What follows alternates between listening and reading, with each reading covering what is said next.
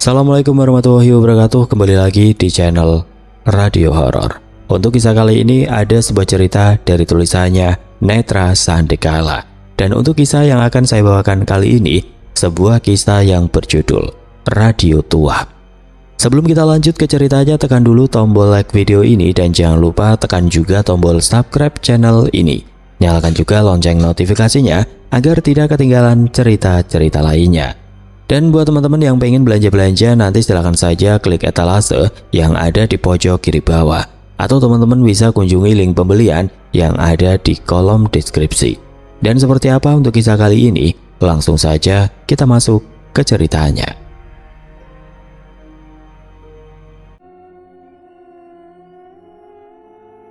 Ramai, riuh, suasana pasar di kala itu. Derap langkah kaki tidak berhenti. Dengung suara percakapan bagai lebah yang bergerak, berputar di antara kebun berbunga.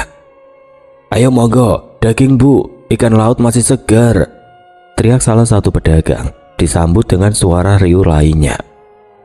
Di tengah keramaian itu aku duduk termenung, tapi mataku tetap awas, mengamati setiap orang yang lalu lalang, mencari peluang, siapa tahu hari ini bisa mendapatkan untung besar. Aku hendak bergerak saat melihat perempuan parubaya lewat dengan membawa belanjaan cukup banyak.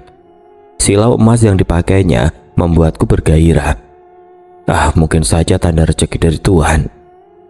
"Tambal panci asli manjur, sekali tambal garansi sampai surga."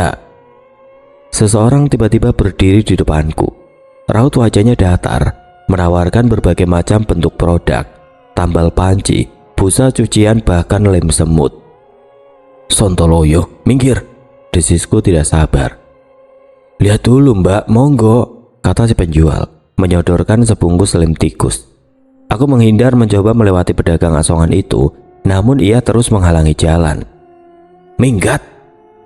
Sial. Aku lihat wanita parubaya tadi sudah masuk ke dalam mobil pickup. Andai pedagang ini tidak rese, mungkin aku sudah bisa pulang dengan untung besar.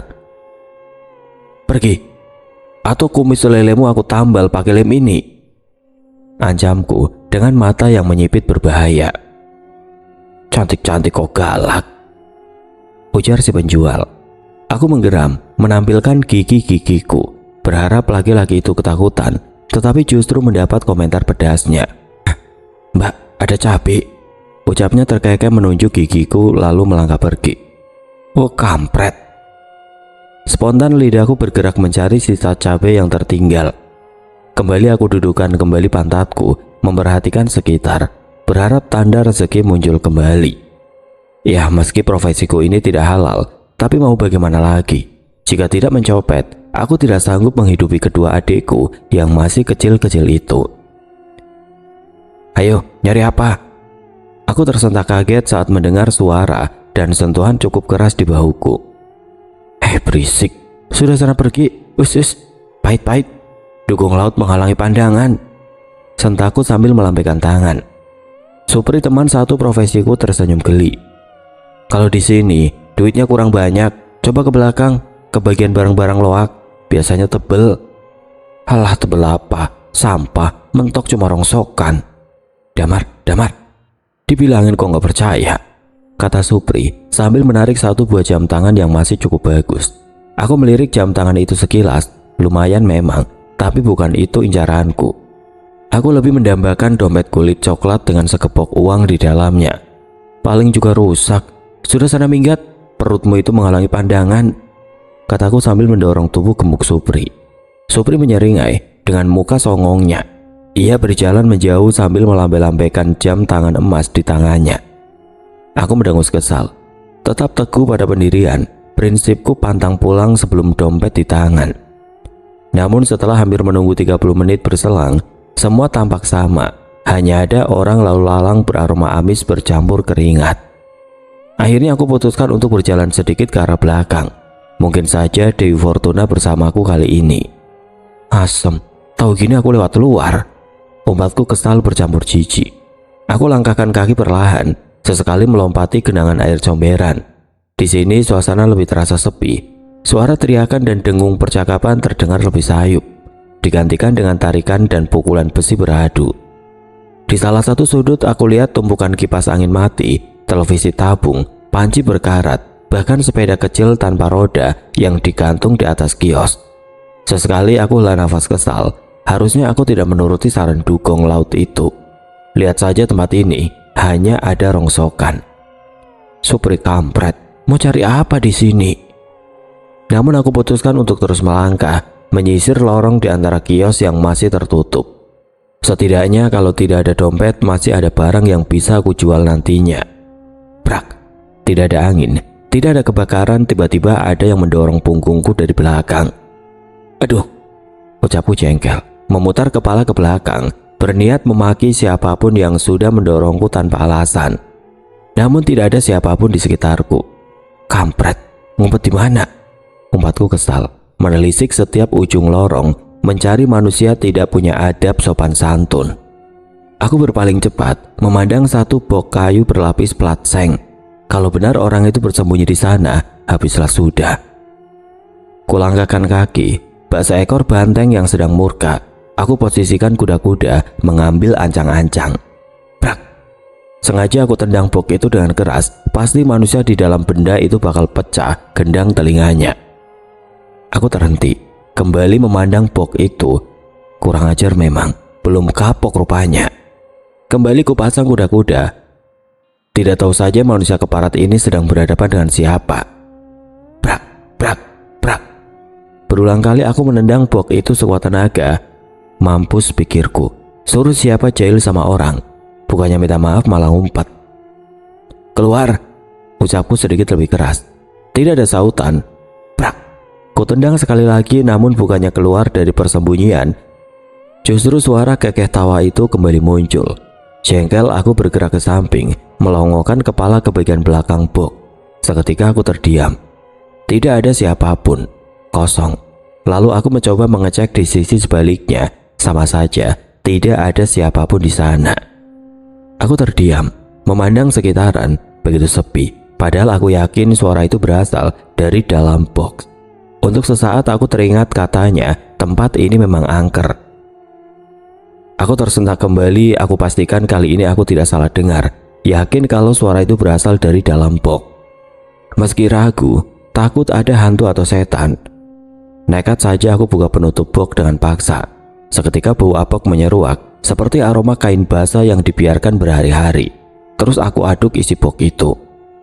Penasaran dari mana sumber suara tawa itu muncul, hingga saat tanganku hampir mencapai dasar, kurasakan ada sesuatu yang dingin menyentuh kulit jemariku. Asem, tak kira setan, ucapku lega sambil menarik benda kotak berwarna hitam legam. Ngapain kamu? Aku menoleh panik. Tampak satu orang laki-laki tua dengan wajah keriput memandangku curiga. Maling yo. Aku gelengkan kepala panik, namun bukti kuat ada di tanganku. Sebuah radio usang yang terus mengeluarkan suara tawa anak kecil. Maling, maling! Teriak orang tua itu sebelum bisa aku cegah. Tanpa pikir panjang aku segera berlari sekuat tenaga. Tidak peduli ada kubangan atau halangan apapun. Fokusku hanya berlari dan terus berlari. Aku tengok ke belakang, makin banyak orang yang mengejar. Gusti, bantu! Rintiku ketakutan. Di saat bersamaan radio usang itu bergetar pelan. Serak, serak.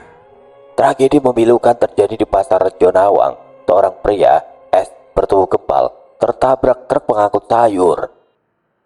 Aku berusaha mematikan radio itu sambil terus berlari. Tapi sebanyak apapun aku memutar tombol pencari frekuensi, penyiar radio itu tetap berbicara dengan lancar. Apa sih ini, bangsat? Umatku jengkel, hampir saja melempar benda kecil itu. Pet. Seketika suara perempuan penyiar di radio itu menghilang, digantikan suara sinyal statis mencari frekuensi siaran. Aku sudah tidak peduli, terus saja berlari, hingga kulihat ada tumpukan peti kayu bekas di dekat kios kosong. Tanpa pikir panjang aku berbelok, bersembunyi di sana, menutup tubuhku dengan kain terpal. Maling! Jantungku berdebar keras. Orang-orang masih berusaha untuk mengejarku. Bahkan salah satu dari mereka sampai menyenggol beberapa box kayu hingga muatannya berhamburan ke tanah. Aku meringkuk ketakutan, berharap orang-orang itu segera pergi. Bisa jadi satu dari mereka tahu aku bersembunyi di sini. Tragedi memilukan terjadi di pasar Rejo Nawang. seorang pria S 25 tahun bertubuh kempal tertabrak truk pengangkut sayur. Suara wanita dari dalam radio kembali muncul. Panik aku berusaha untuk mematikannya. Namun berulang kali aku memutar tombol radio itu tidak terjadi perubahan apapun. Brengsek, umpatku lirih. Pasrah jika harus ketahuan di tempat ini. Lalu setelah siaran selesai, seketika radio itu kembali mati. Aku mengerang lega, tidak berani bergerak untuk beberapa saat. Ketika suasana terasa lebih tenang, perlahan aku menyibak terpal yang menutupi tubuh, lalu beranjak keluar. Meski jantung berdebar kencang, aku tetap berusaha setenang mungkin. Perlahan kulangkahkan kaki menuju jalan raya untuk segera pergi dari pasar ini. Sesaat aku mengamati radio tua itu, namun aku tidak menemukan sesuatu yang aneh. Bahkan jika diperhatikan, benda itu masih tampak bagus, tanpa ada cacat sedikit pun. Aku terus melangkah, hingga dari kejauhan terlihat kerumunan di tengah jalan, terbesit untuk datang ke tempat itu. Siapa tahu kali ini aku bisa mendapatkan dompet berisikan segepok uang. Saat hampir sampai, tubuhku menegang. Aku perhatikan jalanan penuh dengan cacaran sayur dan bercak darah. Namun bukan itu yang membuatku ngeri. Beberapa meter di depan terlihat satu tubuh menggelepar. Mulutnya mengeluarkan darah segar. Bahkan yang paling menyeramkan, kepala pria itu tertancap besi sampai menembus tulang tengkoraknya. Astagfirullah. Bisikku mundur saat mengenali pria itu adalah Supri, rekan sejawat profesi terlarangku. Aku tidak berani mendekat. Tidak menyangka dugong laut itu sudah tergeletak tidak bernyawa. Saking takutnya, bahkan tanpa sadar aku menggenggam radio itu lebih erat. Suara statis radio itu mulai terdengar kembali. Aku tersadar langsung menatap ke bawah. Teringat akan berita yang disiarkan beberapa saat lalu. Mbak, minggir dulu. Lamunanku buyar saat seorang pria memintaku untuk pergi dari tempat itu. Lalu tampak beberapa polisi berseragam muncul. Terpaksa aku menyingkir. Jika mereka tahu aku kenal dengan Supri, bisa panjang urusannya. Segera aku masukkan radio itu ke dalam tas lempang kain yang kubawa. Langkahku menjauh, segera pergi dari tempat itu. Entah berapa lama aku berjalan melamun. Yang aku tahu, aku kini sudah berada di gang setapak dekat dengan rumahku. Tubuhku spontan menegang saat suara statis radio itu kembali menggema. Kini aku ingat betul kalau radio itu menyiarkan berita kematian Supri. Aku ambil radio itu, aku perhatikan seksama. Tidak ada yang aneh, semua tampak normal. Hanya jarum merah penanda frekuensi yang terus bergerak, tidak beraturan. Aku menggeleng. Tidak mungkin radio ini menyiarkan kematian di masa depan. Bisa saja itu hanya kebetulan semata. Tapi kalaupun kebetulan, kenapa bisa sedetail itu? Tidak mau terlibat terlalu jauh, aku letakkan radio itu di atas drum besi. Biarlah kalau ada orang yang mengambilnya. Toh aku tidak berminat dengan barang aneh seperti ini. Segera aku langkahkan kaki, namun baru beberapa langkah, terdengar kembali suara statis radio menggema. Srek, srek, srek. Aku memutar tubuh, mengamati benda itu waspada. Ada kelinyar ngeri jika harus mendengar suara-suara aneh lagi. Diberitakan adanya kemungkinan keterlibatan seorang perempuan atas kasus pembunuhan berantai. Dengan ciri-ciri fisik tinggi badan 165 cm, rambut hitam kecoklatan panjang sebahu, dengan kaos putih bertuliskan No Dead, dan celana jeans selutut. Terakhir terlihat berada di pasar Rejo Nawang, membawa sebuah radio di tangannya. Aku merinding sekujur tubuh, spontan melihat kaos putih yang kupakai. Apa maksudnya ini? Kenapa ciri-ciri yang diberitakan mirip sekali denganku? Lalu apa maksudnya keterlibatan dalam pembunuhan berantai? Aku tidak pernah berbuat di luar batas, mentok cuma mencopet di beberapa tempat berbeda. Spontan aku edarkan pandangan, memastikan tidak ada seorang pun di tempat itu. Namun jauh di ujung sana aku melihat ada seseorang berdiri mengawasiku dalam naungan pohon besar. Semakin paniklah aku. Segera aku ambil radio itu, aku masukkan ke dalam tas dan berlari menuju rumah kontrakan yang aku tinggali. Setibanya di kontrakan dua petak ini, aku lihat dua bocah kesayanganku sedang meringkuk di ruang depan. Keduanya masih asik dengan buku pelajaran mereka. "Mbak Damar!" teriak Anis girang. Ia langsung berdiri memelukku, sedang Andi mencium punggung tanganku. "Gimana sekolahnya? Banyak PR?" tanyaku setenang mungkin, mengabaikan kelinyar khawatir yang menohok ulu hati. "Banyak, matematika sulit, nanti ajarin ya mbak," ucap Anis. "Alah, sini aku ajarin, jangan ganggu Mbak Damar, kasihan baru pulang, kata Andi. Diajarin kamu bukannya bener malah salah. Jangan salah, nilai matematikaku itu lebih tinggi daripada kamu, kata Andi tidak terima. Sudah, jangan berantem. Sekarang kalian mandi dulu, terus makan, habis itu ngaji ke musola, kataku melerai dua bocah kembar tidak identik ini. Mereka berdua langsung diam, tidak berani membantah perintahku. Satu persatu dari mereka membereskan buku dan beranjak masuk. Mbak, tadi ada surat. Surat apa? Tanyaku penasaran. Pasalnya selama ini aku tidak pernah mendapat satupun surat. Andi mengangkat kedua bahunya. Nggak tahu, itu ditaruh di atas meja, kata Andi berlalu pergi. Segera aku ambil surat itu, amplop coklat sebesar kertas HVS A4. Aku bolak-balik mencari nama pengirim, tetapi tidak tertera apapun di sana.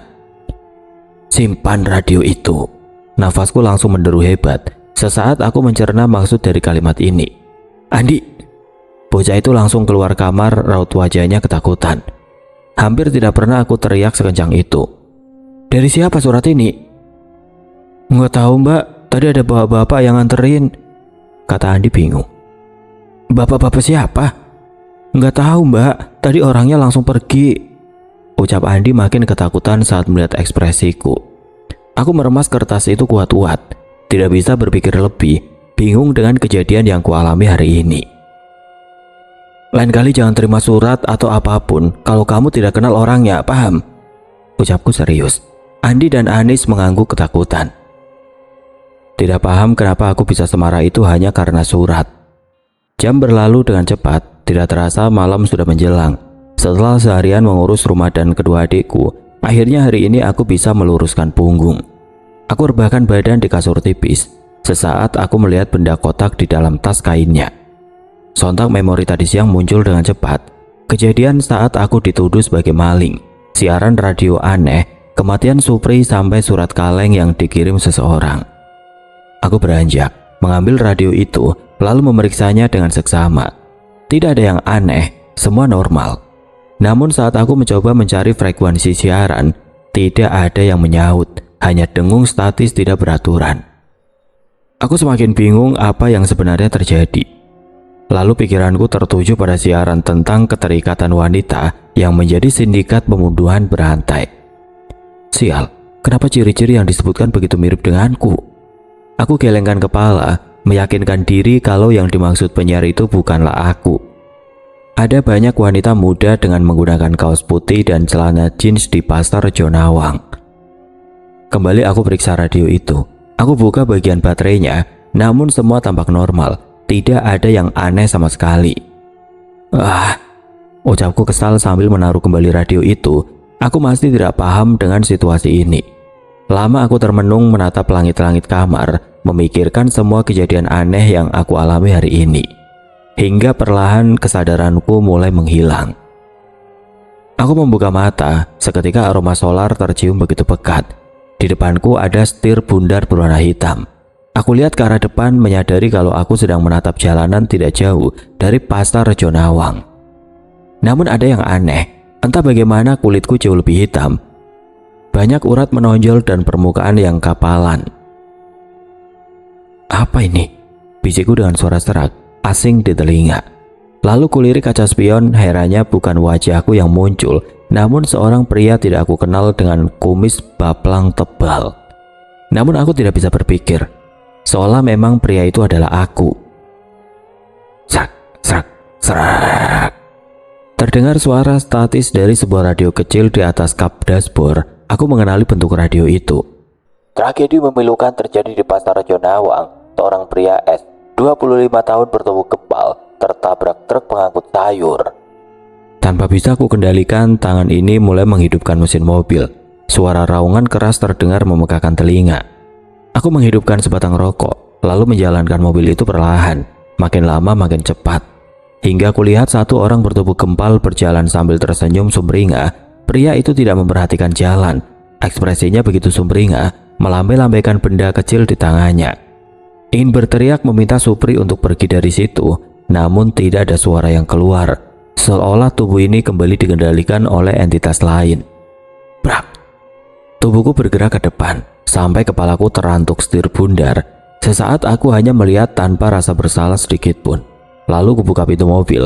Orang-orang di sekitar menjerit. Bahkan ada yang sampai pingsan saat melihat kondisi korban begitu mengenaskan. Terus aku berjalan mendekati si korban. Dari bibir dan telinganya keluar darah, matanya melotot kaget, dan yang paling mengerikan, sebuah pipa besi hitam tertancap menembus sampai belakang kepalanya. Tidak ada rasa iba, aku hanya mendekat dan mengambil satu buah jam berwarna emas di tangannya. Namun saat aku hendak beranjak, seketika tangan gemuk itu mencengkeramku dengan erat. Kini terasa berbeda, jantungku berdegup dengan keras. Ada perasaan takut melihat tangan bersimbah darah itu. "Damar, tolong!" Seketika aku menjerit tanpa suara. Aku memberontak, mencoba melepaskan cengkeraman tangan Supri. "Damar, tolong!" ucap Supri dengan mulut penuh darah. Aku menggeleng, panik ketakutan, berusaha meminta pertolongan, namun orang-orang di pasar seolah sudah lenyap tidak bersisa. Di sini hanya ada aku dan sosok Supri yang begitu mengerikan. "Damar, tolong, aku dibunuh!" ucap Supri begitu dekat denganku. "Tolong, tolong!" teriak Supri membahana. Aku tersentak kaget, spontan melihat kedua tanganku. Aku hela nafas lega saat menyadari kejadian barusan hanyalah mimpi belaka. "Astagfirullah, mimpi," ucapku sambil mengatur nafas. Aku langsung menoleh ke arah radio di samping kasur. Gelinyar ketakutan muncul saat radio itu kembali menyala dengan sendirinya. Terminal Purwaningrum, seorang perempuan S40 ditemukan meninggal di dalam bis. Radio itu terus menyiarkan berita kematian.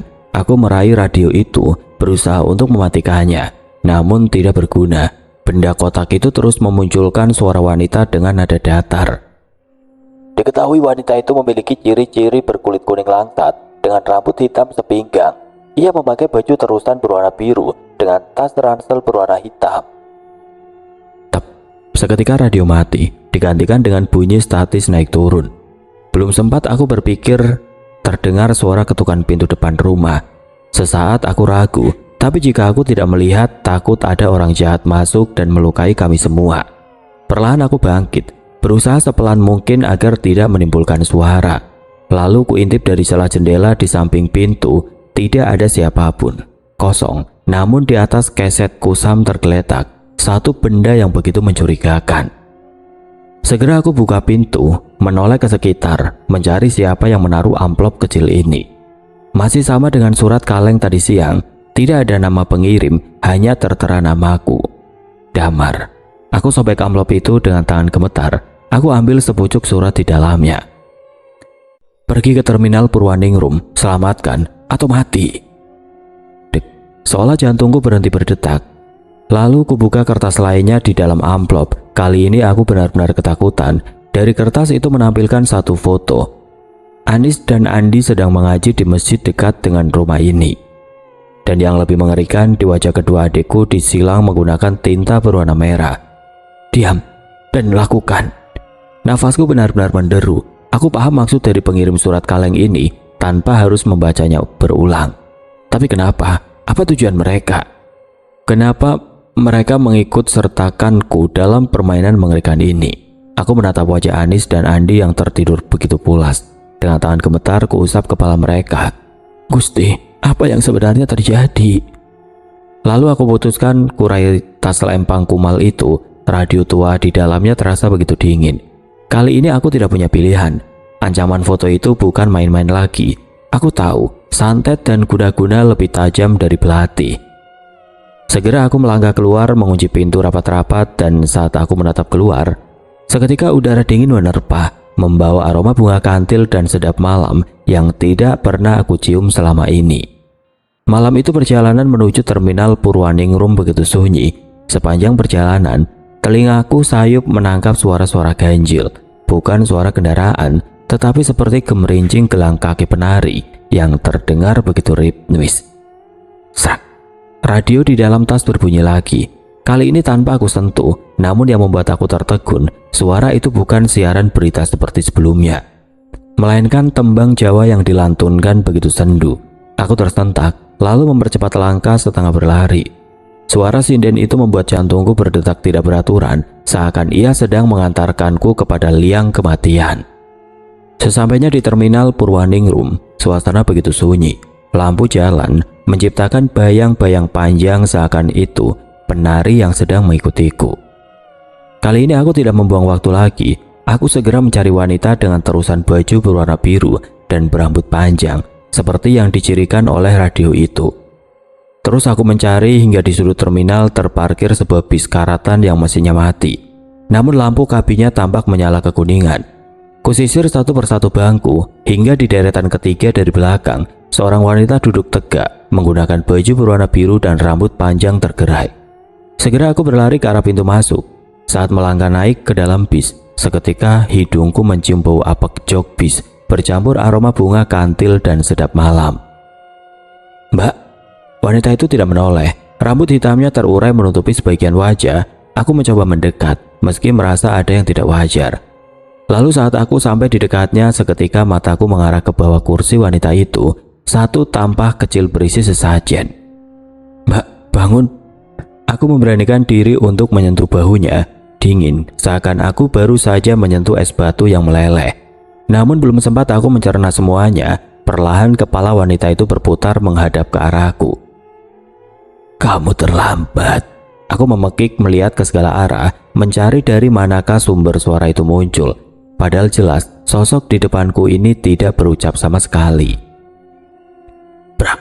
Tiba-tiba saja pintu bis tertutup dengan sendirinya, diikuti lampu yang padam seketika, membuat kaget sampai jantung terjengkang. Aku yang masih shock dengan apa yang terjadi hanya bisa diam meringkuk di jalan tengah di antara deretan kursi. Srek, srek. Radio di tasku kembali berbunyi. Pukul 12 malam, sukma dicabut, raga diikat, perjanjian telah lunas. Tersentak aku langsung melihat ke arah radio yang ada di dalam tasku. "Tolong!" Seketika udara di dalam bis berubah. Awalnya yang terasa begitu panas, tiba-tiba saja angin dingin muncul dari sela-sela kursi yang berjajar. Radio di dalam tas yang kubawa kembali bersuara, tetapi kali ini bukan suara wanita lagi yang muncul, melainkan suara serak berat penuh amarah.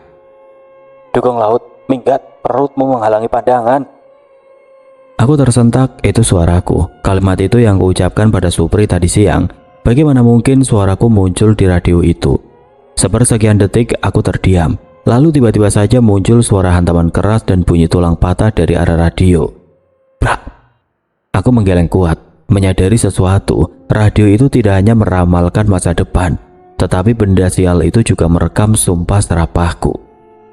Belum sempat aku bergerak, tiba-tiba wanita berbaju biru mulai bergerak. Gerakannya begitu aneh, seakan tulang-tulang di tubuhnya begitu kaku tanpa sendi. "Damar, semua karenamu." Aku tersentak mencoba menjauh dari sosok itu saat sebuah suara muncul dari arahnya. "Minggat, minggat!" Jeritku histeris ketakutan, berharap wanita di depanku ini segera pergi dari sini. Suara statis radio kembali terdengar. "Wanita berbaju biru, leher patah, sukma dicabut." Dalam sepersekian detik wanita itu diam sejenak, lalu dengan gerakan patah-patah tangannya terangkat ke kepalanya. Krek. Aku menjerit. Tepat di depan mataku sendiri, wanita itu mematahkan lehernya dengan tangannya sendiri, sesuai dengan narasi yang muncul di radio itu. Brak. Tubuh wanita itu ambruk ke lantai, hening, yang terdengar hanya nafasku sendiri. Sekarang aku sadar radio itu bukan menyiarkan kematian, tapi benda terkutuk ini merekam setiap kekesalan, umpatan, keinginan buruk yang terlintas di hati yang membawanya, lalu mewujudkan menjadi kenyataan. Aku gemetar hebat. Kalau memang teoriku benar, tidak mungkin radio ini memilih orang secara acak. Bahkan aku sendiri tidak mengenal perempuan itu. Kini mataku terus tertuju pada wanita itu. Gusti, apa yang sudah kulakukan? Desisku mundur hingga punggungku menabrak pintu bis yang terkunci rapat. Aku membunuhnya. Dengan radio ini, aku membunuhnya. Namun aku gelengkan kepala. Pertanyaan itu masih terus muncul, kenapa harus wanita ini? Kenapa dia harus duduk di sini? Kenapa wanita ini ada di dalam bis dengan sesajen di bawah kursinya? Dan kenapa dia bilang kalau aku terlambat? Semua pertanyaan itu terus muncul di kepalaku. Maka dengan sisa keberanian yang ada, aku merangkak mendekati jasad itu. Aku perhatikan dari atas sampai bawah hingga aku menemukan sebuah tas kecil tidak jauh dari tubuh perempuan itu. Segera aku mengambil benda itu. Di sana aku temukan satu buah buku dengan sampul kulit berwarna coklat. Halaman pertama. 2 Januari, hari terakhir, Bapak bilang radio ini adalah benda terkutuk. Ribuan nyawa diambil dan ruh dimasukkan ke dalamnya. Ritual 40 dinosaurus. Pusaka ini harus segera dibuang di tempat ramai agar suara yang muncul kalah dengan riuhnya suara manusia. Aku menelan ludah, menggelengkan kepala. Segera aku balik ke halaman kedua. Hari ini aku letakkan radio tua itu di pasar Rejo Nawang. Aku melihat perempuan mengambil radio ini, perempuan muda tukang copet. Aku tertegun, terus membaca dengan panik. Aku harus menebus salahku. Aku tunggu di terminal Purwaningrum. Sengkolopati tahu aku ada di tempat itu. Tempat itu cocok, titik temu antara desa dan kota, tempat buang sial paling ampuh. Aku sudah siapkan ubur rampe. Kalau perempuan itu datang sebelum tengah malam membawa radio itu, aku bisa ruat dia. Aku bisa kunci kembali Sengkolo. Tapi kalau lewat tengah malam, atau kalau dia datang membawa amarah, tamat sudah. Sengkolo bakal minta ganti nyawa. Buku itu terjatuh dari tanganku. Sekarang semua masuk akal. Sengkolo, nama dari benda terkutuk ini. Sedang wanita ini bukan korban acak atau keinginan di hatiku. Namanya Marni. Terlihat dari catatan kecil di baris bawah tiap lembar buku ini. Dialah pemilik radio sebelumnya. Kesimpulanku sudah jelas. Mereka melakukan ritual dan menyimpan sesuatu yang gelap ke dalam radio ini. Sekarang Marni sudah mati dan akulah penyebabnya. Jika saja aku bisa sedikit menahan amarah, pasti semua tidak akan terjadi seperti ini. Sengkolo, bisiku sambil melirik ke arah radio kecil itu. Aku menggeleng. Sekarang aku paham kenapa Marni berkata kamu terlambat. Aku yakin ritual yang sudah disiapkan oleh Marni pasti memiliki batas waktu. Jika dilakukan sebelum tengah malam, Sengkolo akan terkunci. Tapi karena aku datang lewat tengah malam dan membawa amarah, ritual itu berubah menjadi serah terima pusaka. Marni bukan sedang mencoba membunuhku. Dia sedang menunggu penggantinya atau berharap bisa memutus rantai itu. Dan dengan kematiannya di depanku, rantai itu kini terikat kuat di leherku. Radio itu kembali berbunyi, membuatku tersentak kaget. Suara statis terus muncul lalu melemah dan digantikan suara serak berat. Gadis pintar, sekarang Marni sudah mati. Tugasnya selesai. Dia telah menjagaku dalam diam. Tapi kamu, Damar, kamu berbeda. Kamu punya apa yang aku butuhkan. Aku menggelengkan kepala. Diam. Kenapa menolak, Duk? Bukankah kamu butuh uang? Bukankah kamu lelah jadi pencopet? Lelah dikejar-kejar orang? Lelah melihat adik-adikmu makan nasi sisa? Aku terdiam, kata-kata ini menohok perutku. Bersamaku semua itu mudah. Marni itu bodoh. Dia takut padaku. Dia mengurungku. Padahal aku bisa memberi segalanya. Asal... Radio itu diam sejenak. Asal kamu memberiku makan. Amarahmu, kebencianmu, tumpah serapahmu, itu makanan lezat. Pasar itu ladang yang subur, Damar. Banyak orang yang pantas kamu tumpah serapahi. Banyak orang jahat yang pantas mati seperti Supri.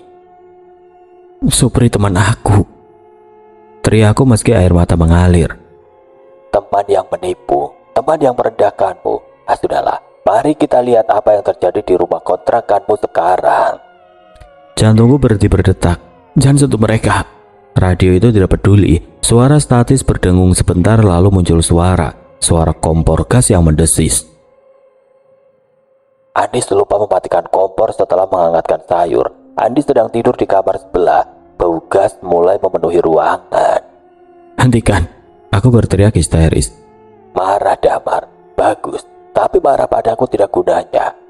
Marahlah pada dunia atau buat kesepakatan denganku. Apa maumu? Jadilah tuanku, bawa aku. Beri aku makan dari amarahmu kepada orang-orang di luar sana. Sebagai gantinya, aku akan menjaga apa yang kau cintai. Pilih, Damar. Jadi tuan Sengkolo atau jadi yatim piatu yang sendirian malam ini. Di kepalaku bayangan kompor meledak dan rumah kontrakan yang hangus berputar-putar. Aku tidak punya pilihan. Logika dan kewarasanku runtuh demi keselamatan Anis dan Andi. Dengan tangan gemetar aku mengusap air mata kasar. Aku menatap radio tua itu. Baik, lindungi mereka. Matikan kompornya. Suara desis dari siaran radio itu berhenti total. Hening sejenak, lalu terdengar suara anak kecil. Kok mati? Itu suara Anis. Ya sudahlah, mungkin gasnya habis. Lalu sambungan terputus. Aku merosot lemas di lantai bis. Keringat dingin membasahi wajahku. Sengkolo menepati janjinya. Adik-adikku selamat, tapi ada harga yang harus kubayar dengan semua ini. Mudah kan? Suara Sengkolo kembali terdengar. Kali ini nadanya terdengar puas. Sekarang berikan aku tumbal. Aku menatap benda kotak hitam itu. Tidak terasa tangan kananku tanpa sadar meremas buku catatan Marni dengan keras. Buku itu terasa tebal dan ada sesuatu yang mengganjal di halaman paling belakang. Perlahan sambil berpura-pura membersihkan debu dari radio itu, aku membuka halaman terakhir buku itu dengan satu tangan. Mataku membelalak saat melihat torehan tinta di sana berwarna merah gelap. Tulisan berantakan, seolah ditulis dengan tergesa-gesa. Ritual lebur Sengkolo. Sengkolo tidak bisa mati, tapi wadahnya bisa dihancurkan. Namun wadah itu dilindungi oleh perjanjian darah. Untuk menghancurkannya, harus ada penyatuan dua darah. Darah penjaga yang sudah mati dan darah tuan yang masih hidup. Satukan darah itu di atas Raja Sengkolo. Lalu hancurkan tanpa amarah. Ingat, tanpa amarah, karena amarah justru memperkuat kulitnya. Nafasku tertahan. Marni sudah menyiapkan rencana cadangan. Dia tahu dia mungkin akan gagal menghancurkan Sengkolo. Tanpa amarah, batinku, itu bagian tersulitnya. Aku melirik jasad Marni, darah segar masih mengalir dari hidung dan mulutnya akibat patah leher tadi. Apa yang kau tunggu, Damar? Ayo jalan. Bentak Sengkolo. Aku menarik nafas panjang, berusaha menekan rasa takut dan benci di dadaku. Aku memejamkan mata, membayangkan wajah Anis dan Andi yang sedang tersenyum. Hanya cinta. Aku harus melakukan ini karena cinta, bukan karena benci pada radio sialan ini. Sebentar. Aku harus hormat dulu sama yang lama. Aku merangkak mendekati mayat Marni. Bagus, hormati sundal itu, ejek Sengkolo. Dengan gerakan cepat aku mengusap telapak tanganku ke darah yang keluar dari mulut Marni. Lalu tanpa ragu aku menggigit bibir bawahku sendiri sekuat tenaga. Rasa asin dan perih menyeruak. Darah segar dari mulutku menetes bercampur dengan darah Marni di telapak tanganku. Sengkolo menyadari ada yang tidak beres. Suara statis berubah menjadi jeritan melengking yang memegahkan telinga. Apa yang kau lakukan? Jangan bodoh. Aku tidak peduli. Dengan tangan berlumuran darah campuran itu, aku mencengkeram radio tua tersebut. Aku mengusapkan darah itu ke seluruh permukaannya, terutama pada ukiran-ukiran kayu di sisi kanan dan kirinya. Panas, panas, lepaskan aku bocah, bocah sialan. Suara Sengkolo berubah-ubah, kadang menjadi suara bapak, kadang suara ibu, bahkan suara tangisan Anis dan Andi yang menjerit kesakitan. Tolong Mbak Damar, sakit, Anis sakit. Air mataku menetes. Tapi itu bukan suara Anis. Anis aman, ucapku dalam hati. Aku berdiri mengangkat radio yang kini terasa bergetar hebat di tanganku. Aku melihat sekeliling mencari benda untuk menghancurkan benda ini. Lalu mataku tertuju pada besi kecil di dashboard. Aku berjalan sempoyongan menuju kursi sopir. Radio itu terus berbunyi nyaring seakan makhluk yang ada di dalamnya tahu kalau aku akan menghancurkannya. Dasar pencuri, sampah. Kau akan mati miskin. Adikmu akan kubakar. Silakan bicara. Aku sudah tidak peduli. Aku meletakkan radio itu di lantai besi bus. Lalu kuambil besi kecil itu. Brak. Hantaman pertama, casing plastik radio itu retak. Asap pekat mulai keluar dari sela-sela retakan, berbau seperti darah anyir dan kemenyan. Brak. Hantaman kedua, pecahan komponen elektronik berhamburan. Suara teriakan itu mulai pecah seperti kaset kusut yang diputar lambat. Brak. Hantaman ketiga, hantaman terakhir, aku pukul radio itu dengan sekuat tenaga. Radio itu hancur berkeping-keping. Seketika asap hitam itu melesat keluar bersamaan dengan suara statis radio yang perlahan menghilang. Hening, benar-benar hening. Tidak ada suara statis, tidak ada bisikan, hanya suara kendaraan dari luar terminal dan detak jantungku sendiri. Aku menjatuhkan besi di tanganku. Di lantai, radio itu kini hanya tumpukan sampah. Lalu aku tolehkan kepala ke arah jasad Marni. Wajahnya yang tadi kaku kesakitan kini tampak lebih tenang, seolah ada beban berat yang lepas dari tubuhnya. "Sudah lunas, Mbak," bisikku parau. Aku memungut buku catatan Marni, lalu keluar dari bis malam itu. Aku berjalan pulang tanpa menoleh lagi ke belakang. Aku tidak membawa uang sekepok, aku tidak membawa barang berharga, tapi aku membawa pulang sesuatu yang jauh lebih mahal, sebuah kebebasan dan pengalaman berharga.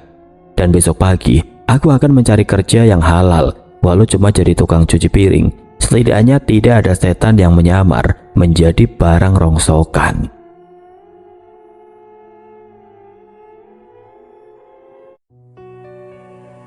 Oke teman-teman, sekian untuk kisah kali ini. Bagaimana menurut kalian tentang kisah ini? Tulis komentar kalian di kolom komentar. Dan buat teman-teman yang baru bergabung, jangan lupa untuk like, komen, share, serta subscribe channel ini. Dan nantikan kisah-kisah horor berikutnya tetap di channel Radio Horor. Wassalamualaikum warahmatullahi wabarakatuh.